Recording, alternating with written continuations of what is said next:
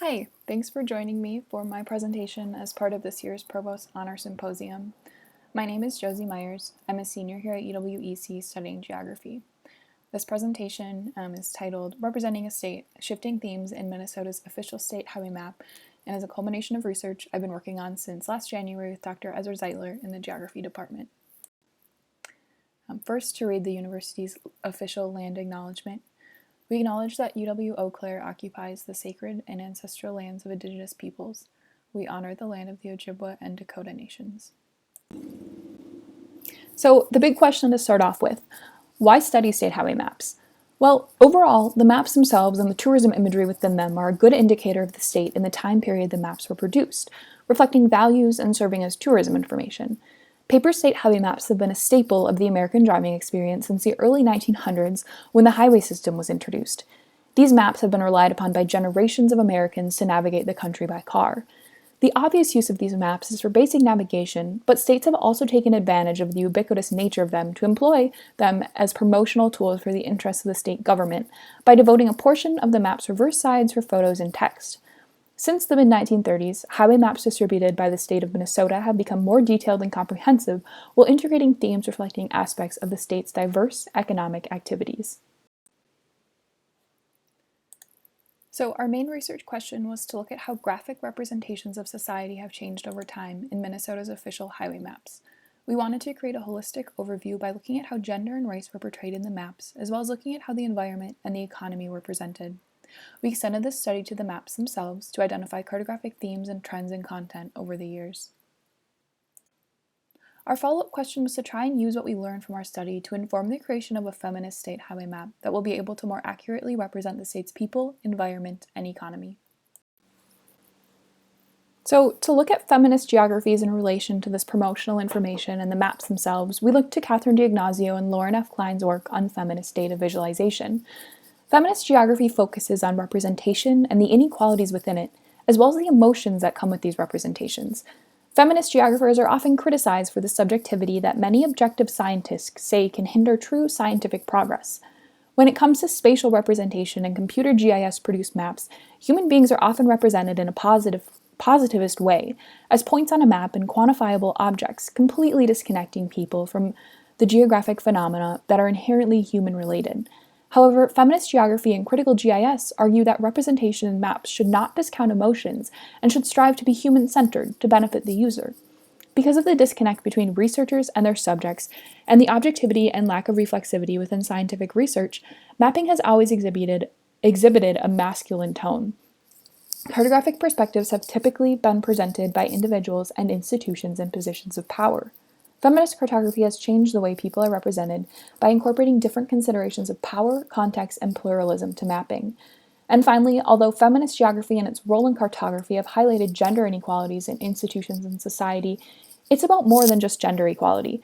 Feminist theory also focuses on inequalities of race, ethnicity, class, and sexual orientation in order to create representations of how these marginalized groups experience the world and how power structures in society shape those experiences.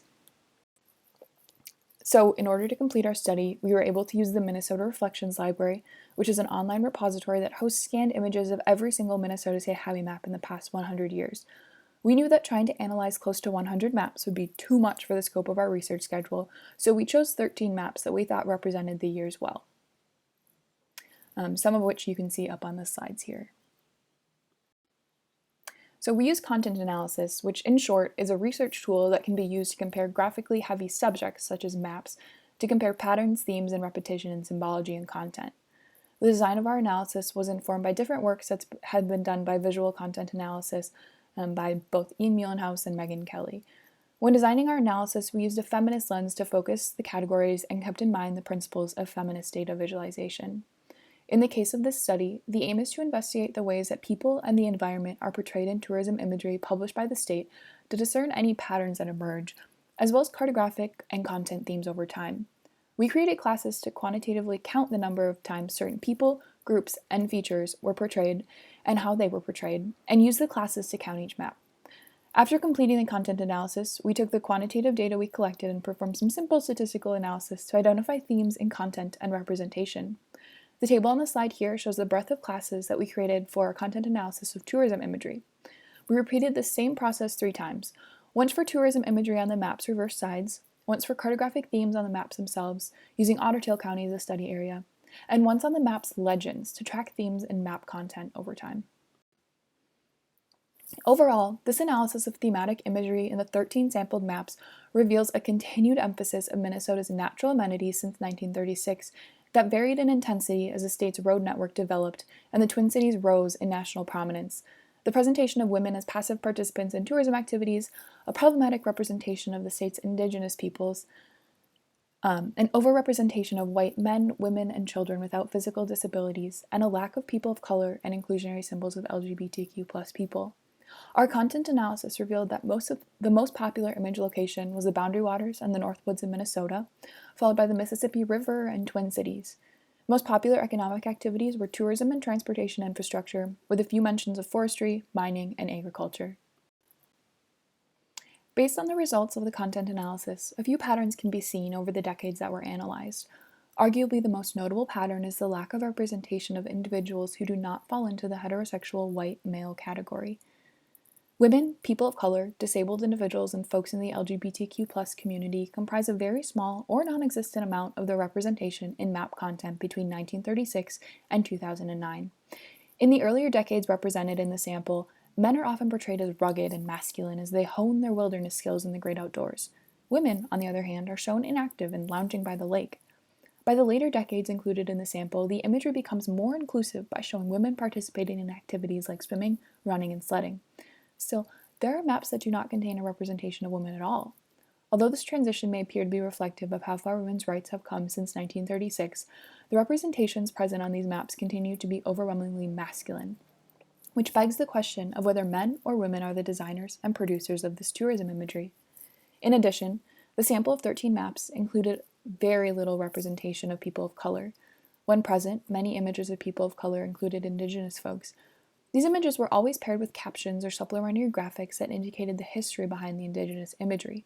Rarely are the specific tribes of the Indigenous subjects of these photos referred to, though some maps include Indigenous languages in the captions. Other people of color represented, and you can literally count them on one hand, include 3 separate maps with 3 separate African American people recreating. This is the representation that exists in the state highway maps, while overall about 20% of Minnesota's actual population identifies as a person of color.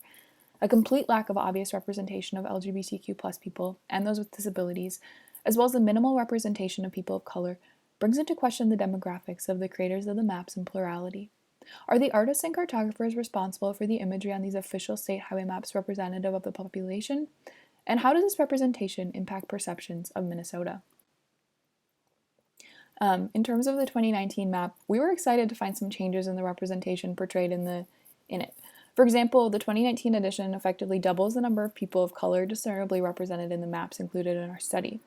While the imagery on this edition of the map still places an emphasis on the natural value of Minnesota, there's a more holistic presentation of everything the rest of the state has to offer, including highlighting state parks, arts, culture, shopping, and other uniquely Minnesotan happenings like Prince and Tater Tot Hot Dish. This increased representation considers the experiences of many different groups of Minnesotans and shows that there might just be someone new on the design team. While we had many recommendations on representation before seeing the newest map, the 2019-2020 edition shows that the producers are well on their way towards a more inclusive map imagery. So the next step was to dive into the maps themselves, the actual navigational portion. Here is a sample of some map legends that give a pretty good view of changing trends over the years. We found themes particularly in colors used and decorative elements, or lack thereof. Just considering cartographic history, before the advent of computer mapping, maps were drafted by hand, and many decorative elements were included even in simple maps. This can be seen in things like the title plates and borders used in the early maps compared to those of the 1970s and after. The early maps included official cartography credits, which eventually were removed when the Department of Transportation took over. This incidentally coincided with the maps transitioning to a less decorative and more technical look. We also looked at the use of color in maps. The intensity of color changed over time, starting with saturated reds, blues, and yellows, but with the switch to the computer, the maps came with an interesting emphasis on pastel colors. This could be attributed to different printing practices. The number of colors used in the different map elements increased as well, as additional colors meant there could be more distinction between elements and a wider range of things included. This has led to very crowded maps with a plethora of information on them. Here's a side-by-side of the 1942 and 2009 maps to look at to compare overall themes. In general, elements on the map have grown in number from 1936 to today. One good example of this is the number of lakes. Otter Tail County in northwestern Minnesota, for example, had the number of lakes displayed on the map jump from 78 in 1960 to 181 in 1965. Judging by map style, this was also when more automated mapping processes were introduced. In terms of the entire map document, in 1970, other elements started to be added to the front of the map, including things like a mileage chart, border grid system, index of cities and counties, and lists of state parks and historical areas. These additions added functionality to the map, but admittedly cluttered the map document itself. So this is where I started to look at the maps. This is a snippet from the official 2019-2020 MDOT map. As I mentioned briefly before, we used Otter Tail County in northwestern Minnesota as a study area on the map. We did this to have a more direct area on the larger map document to focus our study, and also so that we wouldn't have to count all 10,000 lakes. Otter Tail County has most of the map elements represented, including things such as a state park, state bike trail, interstate, and a lot of lakes. This ensured that we were getting a good sample for our analysis. So this is the current map. Probably looks quite familiar to some of you. Overall, it's a really great map. It's legible and contains lots of information. You could definitely use it to get from point A to point B with different stops along the way. On the other hand, it has fallen victim to a few of the classic pitfalls of GIS maps. Bright colors, and sometimes more information than we know what to do with, which leads to a slightly claustrophobic feeling map. That being said, it of course does the job as a navigational tool. However, in 2020, with the rise of smartphones and widespread use of things like Google Maps, highway maps are entering a new phase. We wanted to study the maps and see how they could be updated to reclaim some of the cartographic styles from early years, as well as add resources for underserved groups. Taking all of this into consideration, this is the map that I ended up with. After realizing what a huge undertaking recreating an entire state highway map would be, for example, there's over 1,300 labels just for populated places alone, I decided to focus my redesign just on Otter Tail County for now. My aim was to reintroduce some of the past cartographic themes like the bold blue, red, and yellow colors and some decorative elements. I also toned down some of the other elements to give the entire map more white space and feel a little bit less cluttered, while keeping in mind that to keep the map accessible to colorblind folks, I had to ensure that each feature had a unique symbol and not rely solely on color. I also removed a few of the 181 lakes that had been included to give the other elements some space to breathe. So here are the two maps side by side again. After lengthy discussions of what could be included and taken off, we decided that some of the lakes that were quite small and not by any roads could be taken off the map in the interest of making it easier to navigate. We recognize that things such as railroads, unincorporated towns, and water bodies can be used as navigational landmarks in rural Minnesota, so it was a major goal to make the map feel less cluttered while still including important local features. This map redesign, of course, is in no way me thinking that I'm better at this than the professionals at the Minnesota Department of Transportation. It's just a new set of eyes looking at something that's been kept pretty much the same for the last century. I actually had a chance to talk with the current map cartographer after finding him on Twitter. I reached out to him and he was able to give me some insight into the process. He just started as a state map cartographer just over a year ago. Before him, there was a man who had the position for a few years, and before him, it was the same man creating the map for 30 years. This lines up with many of the themes that I identified in the cartographic and design progression. Justin Roberts, the current cartographer, told me that the front side of the map is entirely his responsibility, while the tourism imagery on the back side belongs to the Department of Tourism. It was great to get some answers of some of the questions that had developed over the course of this project. So our main goal for this project was to create an alternative Minnesota state highway map. We wanted to reintroduce cartographic themes and designs from the past, though, to elevate the look of the maps, but also wanted to add information and services to decide what needs to be represented. Finding a way to include more than only the current target demographic of middle to upper class residents with vehicles and disposable incomes was a focus. How can the state highway map benefit other populations, and how can it remain useful and relevant with the digital and technological advances of today?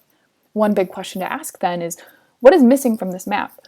We addressed the lack of representation in the tourism imagery, but we must also consider what resources are missing from the map itself. There's ample information for traveling the state by personal vehicle, but a lack of information on how to navigate by public transportation. Addition of a bus or train routes around the state would be useful. There's information on states designated historical by the Minnesota Historical Society, but no indication of our state's Indigenous history. With a collaboration of Indigenous communities, the addition of ceded territories and traditional lands and names would be valuable for representation. Minnesota has a huge immigrant population, so a map designed to welcome and educate these new Minnesotans would certainly be helpful, with resources for them. Along this line, there are many Minnesotans whose first language is not English. Versions of this map with vital information in Somali, Arabic, or Spanish would be both useful and welcoming. So finally, next steps would be to make that big map. In terms of content, if we recall some of the themes of feminist data visualization, one of the most important and relevant to this project is to embrace pluralism. The most complete knowledge comes from synthesizing multiple perspectives with priority given to local, Indigenous, and experiential ways of knowing. For this project, then, it would be wildly valuable to interview different people around the state. I understand that I personally only have the literature that I've read and my own lived experiences to inform this map redesign. A much more complete understanding of the needs of the state's residents could be achieved by interviewing different people around the state, including Indigenous folks, lifelong Minnesotans, people who have moved to the state recently, residents from urban areas, folks from rural areas, immigrants from different countries, and people from all different ages and socioeconomic classes. By collecting knowledge from the community that would actually be using these maps, we could achieve our goal of creating a truly impactful and useful resource. So with that, thank you so much for watching. I do want to thank the Minnesota Digital Reflections Library for the outstanding map scans available for free online, and to Justin Roberts, the current cartographer, for some insights into the process. I also want to thank UWEC Geography alum and current PhD candidate at UW-Madison, Megan Kelly, for advice and help with the project. Also, the University of Wisconsin-Eau Claire Office of Research and Sponsored Programs, and the UWEC Department of Geography and Anthropology George S. Simpson Fund for supporting this research. And then finally, I thank my research mentor, Dr. Ezra Zeitler, for all of his guidance through this project. He's been instrumental in my time as a geographer at UWEC and has been a wonderful resource. Thank you all for listening. Questions and comments can be made in the discussion thread below. I'm making a point of monitoring the discussion during the scheduled symposium time. Thank you so much.